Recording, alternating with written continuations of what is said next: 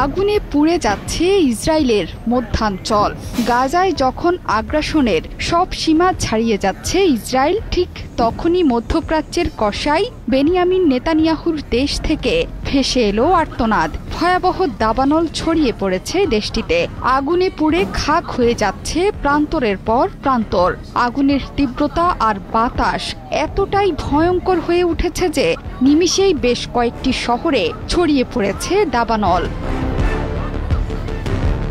এরই মধ্যে শহরের বাসিন্দাদের নিরাপদ দূরত্বে সরিয়ে নেওয়া হয়েছে। আগুনের তীব্রতায় সড়কে বন্ধ আছে যান চলাচল। রেল লাইনের কাছে আগুন ছড়িয়ে পড়ায় বন্ধ আছে ট্রেন চলাচলও।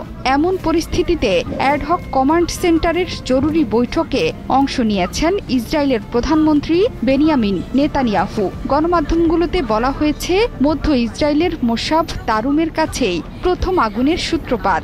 এখন যে কোনো ব্র্যান্ডের তীব্রতায় বিভিন্ন জায়গায় ছড়িয়ে পড়েছে সেই আগুন। বেইত শেমেশ শহরের বেশ কয়েকটি স্থানেও দাবানল ছড়িয়ে পড়েছে।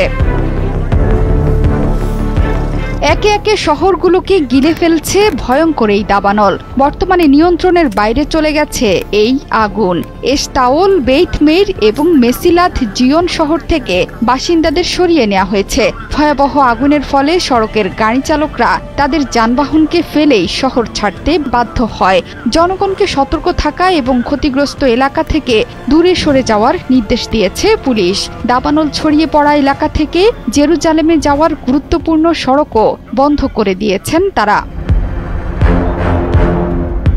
এরই মধ্যে বিমানের সাহায্যে আগুন নেভানোর কাজ শুরু করেছে অগ্নি নির্বাপন কর্মীরা। আগুন নেভাতে গিয়ে 7 জন দমকল কর্মী সহ কমপক্ষে 9 জন আহত হয়েছেন। ফায়ার অ্যান্ড রেস্কিউ অথরিটির মুখপাত্র জানান, আগুন নেভাতে গিয়ে 9 জন আহত হয়েছেন। তাদের মধ্যে 7 জন দমকল কর্মী এবং 2 জন বেসামরিক নাগরিক। দাবানলের স্থান থেকে জেরুজালেম প্রায় 25 কিলোমিটার দূরে। এরপরও জেরুজালেমের আকাশ ধোঁয়ায় আচ্ছন্ন। বাতাসের মানের স্তর হ্রাস পেয়েছে। 6টি জেলা থেকে ফায়ার সার্ভিসের কর্মীর তালিকাভুক্ত করে আগুন নেভানোর চেষ্টা চলছে। তাদের সঙ্গে আইডিএফ সদস্যরাও যোগ দিয়েছেন। বেইত শেমেশের উত্তরে দাবানল নেভাতে প্রায় 110টি অগ্নি নির্বাপন দল, 11টি অগ্নি নির্বাপক বিমান এবং 1টি হেলিকপ্টার কাজ করছে। এছাড়াও ইসরায়েলি বিমান বাহিনী, উদ্ধার পরিষেবা এবং পুলিশ কাজ করেছে। দাবানলের ঝুঁকিপূর্ণ এলাকাগুলোতে পর্বতারোহীদের খোঁজে তল্লাশি চালাচ্ছেন কর্মকর্তারা।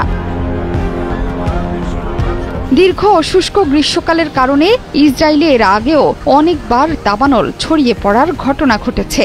একই ঘটনা ঘটেছে আমেরিকার নিউ জার্সিতেও। সেখানেও তীব্র দাবানলের সাথে লড়ছে মার্কিন জনগণ। যে কোনো সময় ক্যালিফোর্নিয়ার মতো রূপ ধারণ করতে পারে নিউ জার্সিও।